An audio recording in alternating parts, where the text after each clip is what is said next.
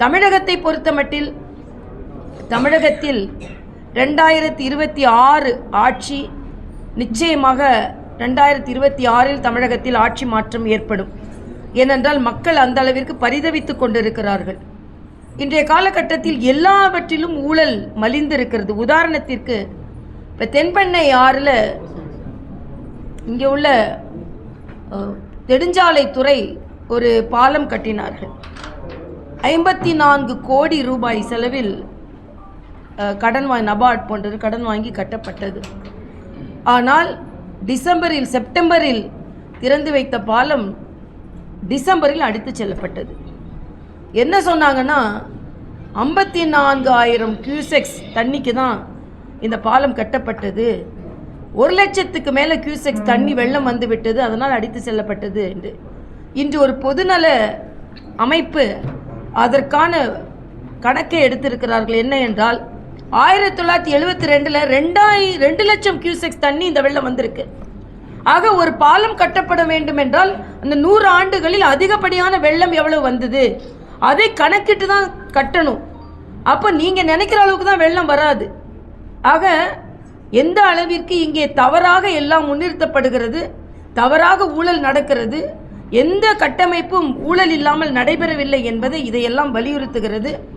இன்னைக்கு சென்னையிலேயும் திராவிட முன்னேற்ற கழகத்தை பொறுத்த மட்டில் தங்கள் கூட்டணியில் யார் என்ன சொன்னாலும் அதை கண்டிப்பதில்லை. ஆனால் மற்ற கூட்டணியை சார்ந்தவர்கள் எது சொன்னாலும் கூட்டணியை பற்றி விமர்சிக்கிறார்கள். நான் கேட்குறேன், நெக்ஸ்ட் நான் கூட எனது கடுமையான கண்டனத்தை பதிவு செய்திருந்த சகோதரர் வேல்முருகன் அவர்கள், தம்பி விஜய் அவர்கள் ஒரு நிகழ்ச்சி நடத்துகிறார். அரசாங்க பள்ளிகளிலும் சாமானிய குழந்தைகள், குடும்பத்தை சார்ந்த குழந்தைகள், அதிக மதிப்பெண் வாங்குபவர்களை அவர் அழைத்து விருது கொடுக்கிறார். விஜய் அவர்கள் இதே போன்ற நிகழ்ச்சிகளில் சில கருத்துக்கள் சொல்லியிருக்கிறார். அதில் மாற்று கருத்து உடையவள் நான். சில நேரங்களில் அவர் கொள்கையை கூட எதிர்த்து சொல்லியிருக்கிறார், அதை நான் கண்டித்திருக்கிறேன். ஆனால் பெண் குழந்தைகளின் உணர்வை புண்படுத்துவதும் அவர்களின் ஒழுக்கத்தை தவறாக சித்தரிப்பதும் வேல்முருகனால் நடத்தப்பட்டது என்பது கொஞ்சம் கூட நம்மால் ஒப்புக்கொள்ள முடியாத ஒன்று.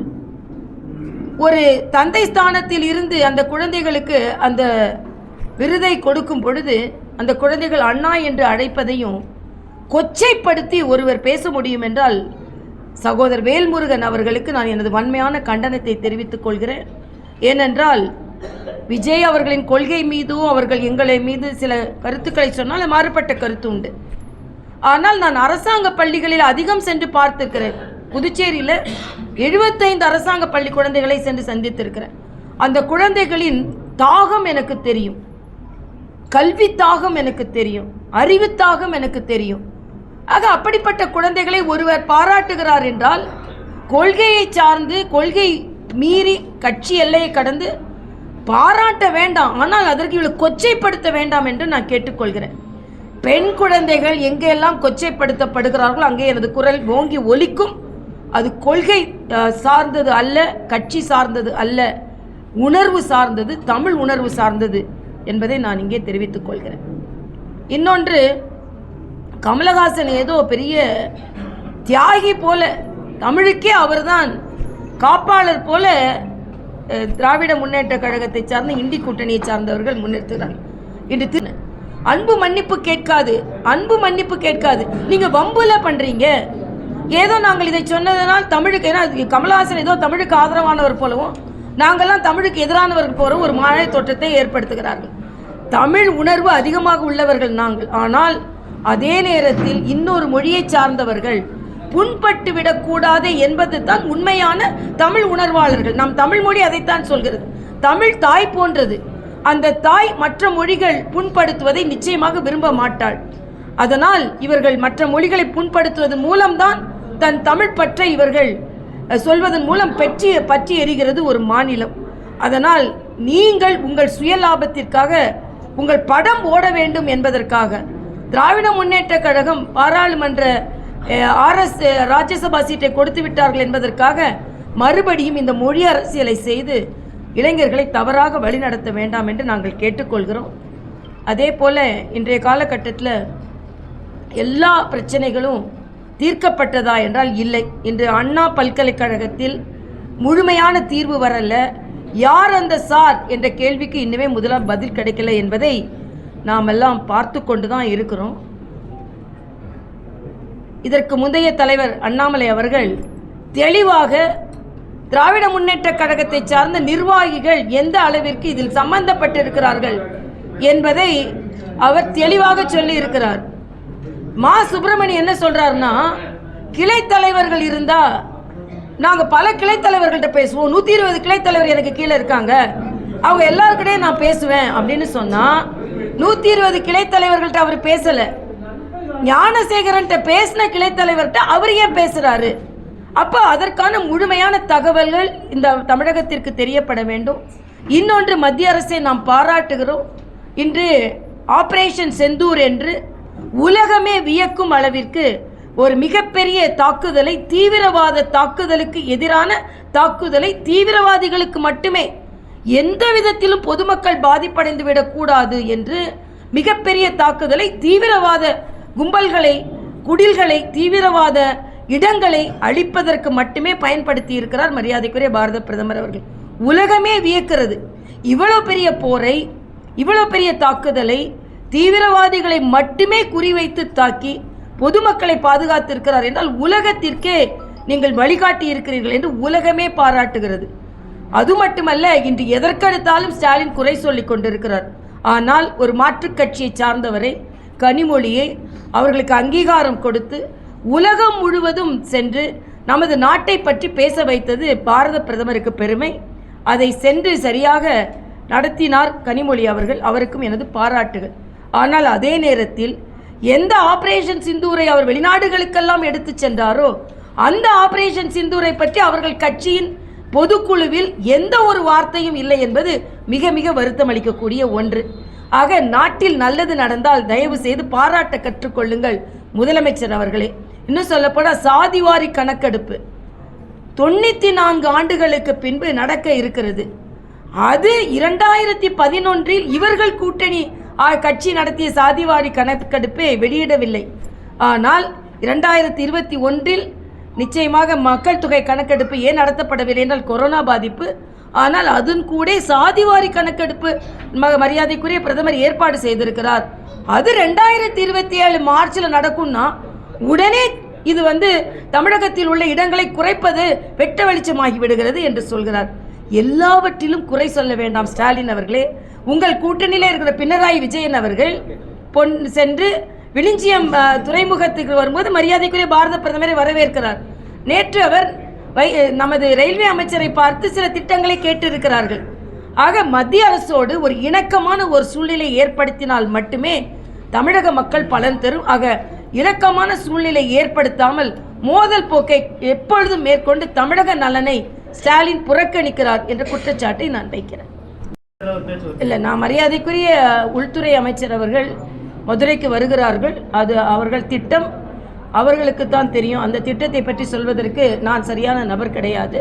நாங்கள் எல்லாம் மகிழ்ச்சியோடு இருக்கிறோம். ஏனென்றால் மரியாதைக்குரிய அமித்ஷா அவர்கள் கட்சி நிர்வாகிகளை சந்திக்க இருக்கிறார். எங்களது வருங்கால அரசியல் திட்டங்களை பற்றி எங்களுக்கு வழிகாட்ட இருக்கிறார். அந்த வகையில் மகிழ்ச்சி. இன்று மரியாதைக்குரிய ஆடிட்டர் குருமூர்த்தி அவர்களும் அண்ணன் சைதை துரைசாமி அவர்களும் பெரியவர் ராமதாஸை சந்தித்திருக்கிறார்கள் என்று வரும்பொழுது செய்தி படித்த ஒரு ஆரோக்கியமான சூழ்நிலை தானே. ஒரு சமூக நீதிக்காக ஆரம்பிக்கப்பட்ட ஒரு கட்சி உள்ளே சில பிரச்சனைகளினால் எந்த விதத்திலும் பிரச்சனைகள் வெடித்து அதன் தாக்கம் எந்த விதத்திலும் அந்த கட்சியை ஒற்றுமை தாக்கிவிடக்கூடாது என்ற அக்கறையோடு அவர்கள் செயல்பட்டு இருக்கிறார்கள். ஆக ஒரு கட்சியின் பிரச்சனை என்பது உட்கட்சி பிரச்சனை என்பது அதுக்கு நாம் கருத்து சொல்ல முடியாது.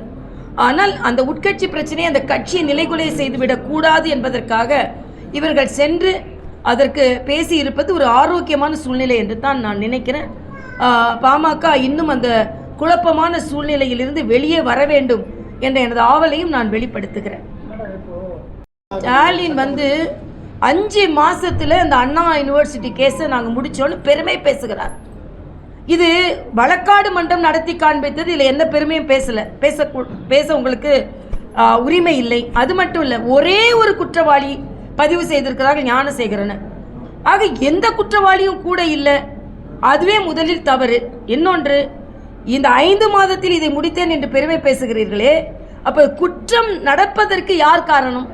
ரெண்டாவது, நீங்கள் சொன்ன மாதிரி 2 வருடமாச்சு திருநெல்வேலி மாவட்ட தலைவர் ஜெயக்குமார், காங்கிரஸ் மாவட்ட தலைவர் கொலை உண்டு, இன்னும் அது சரியாக கண்டுபிடிக்கப்படவில்லை. ஆம்ஸ்ட்ராங் கொலை இன்னும் கண்டுபிடிக்கப்படவில்லை. எல்லாவற்றிற்கும் மேலாக வேங்கை வயலுங்க, நலமாக தண்ணீர் குடிப்பது இல்லாமல் மலமாக தண்ணீர் குடிக்க போகிறார்கள், குடித்து கொண்டு இருக்கிறார்கள். அவர்களுக்கு ஒரு நீதி கிடைக்கல. இப்போ இதையெல்லாம் என்ன சொல்கிறோம்? இதெல்லாம் தாமதப்படுத்தப்பட்ட நீதி தானே. இன்னைக்கு உயர்நீதிமன்றம் கண்டனம் தெரிவித்திருக்கிறது. ஒரு பக்கம் டாஸ்மாக திறந்து கொண்டே இருக்கிறீங்க, ஒரு பக்கம் மருத்துவமனைகளை திறந்து கொண்டே இருக்கிறீர்கள், மதுவிலக்கிற்கு ஏற்பாடு செய்யுங்கள் என்று உயர்நீதிமன்றம் உங்களை கண்டிக்கிறது. நீங்கள் இருக்கும்போது கருப்பு கொடியை கொண்டு வைத்துக்கொண்டு டாஸ்மாகை மூடுவோம் என்று சொன்னீர்கள். நான் அடிக்கடி சொல்வேன், டாஸ்மாகில் தான் இவங்க பாஸ் மார்க் வாங்குறாங்கன்னு. ஆனால் டாஸ்மாகில் கூட இப்போ ஃபெயில் மார்க் வாங்க ஆரம்பிச்சிட்டாங்க. ஏன்னா டாஸ்மாகில் ஊழல் அதிகமாக இருக்கிறது. உதயநிதியை சார்ந்தவர்கள் குற்றவாளிகளாக இருந்தால்தான் வெளிநாடுக்கு போனாங்க. ஆனால் பொதுக்குழுவில் ஒரு தீர்மானம் போடுறாங்க, 7வது தீர்மானம், உதயநிதிக்கு துணை நிற்போம் என்று. எதற்கு துணை நிற்போம் என்று நமக்கு யாருக்குமே தெரியாது. ஆக தமிழக அரசே ஒரு குழப்பத்தில் இருக்கிறது என்பதுதான் எனது கருத்து. சட்டம் ஒழுங்கு முற்றிலுமாக மோசமடைந்திருக்கிறது. கல்லூரிகளில் மட்டும் இல்ல, மருத்துவமனைகளில் மருத்துவர்கள் குறைபாடு. அதனாலதான் மருத்துவர்கள் லீவ் எடுக்கக்கூடாது என்று ஒரு சர்க்குலர் போட்டிருக்கிறார்கள். மருத்துவர் என்ற முறையில் அவர்களும் மனிதர்கள் தான். அவர்கள் கொஞ்சம் ஓய்வு எடுத்தால்தான் சரியா மக்களை அவர்கள் சிகிச்சை அளிக்க முடியும். ஆக ஆசிரியர்கள் பற்றாக்குறை, செவிலியர்கள் பற்றாக்குறை, காவல்துறையினர் பற்றாக்குறை. காவல்துறையில் இன்னும் பரீட்சை எழுதி இதுக்காக காத்திருப்பவர்கள் இன்னும் பரீட்சை எழுதாமே இருக்கிறதுக்கு அதிகமாக தாமதமாகி கொண்டிருக்கிறது. செவிலியர் பற்றாக்குறை. ஆக எல்லோரும் மிக அதிகமாக பற்றாக்குறை இருக்கிறது.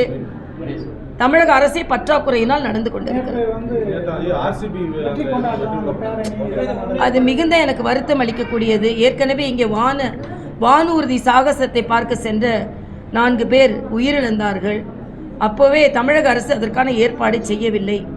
கும்பமேளாவை இவர்களெல்லாம் குறை சொன்னார்கள். 45 கோடி மக்கள் கூடிய ஒரு இடம் அது. ஆனால் நேற்று எந்தவித முன்னேற்பாடும் இல்லாமல் அவசரமாக வெற்றி விழாவை கொண்டாடி 11 உயிர்களை காவு வாங்கி இருக்கிறார்கள்.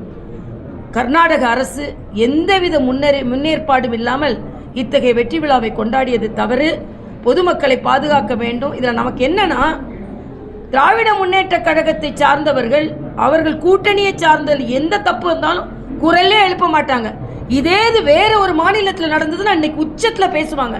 வேல்முருகன் அசிங்கமாக பேசினாலும் அதை பற்றி கண்டனம் சொல்ல மாட்டார்கள். தங்களது கூட்டணியை சார்ந்த ஒரு கட்சி ஆட்சியில் இருக்கும் பொழுது தவறு இழைத்தாலும் அதை பற்றி எதுவுமே சொல்ல மாட்டார்கள். ஆக இந்த பாராபட்சம் தான் ஸ்டாலின் அவர்களை அடையாளம் கண்டு கொண்டிருக்கிறது என்பது எனது கருத்து.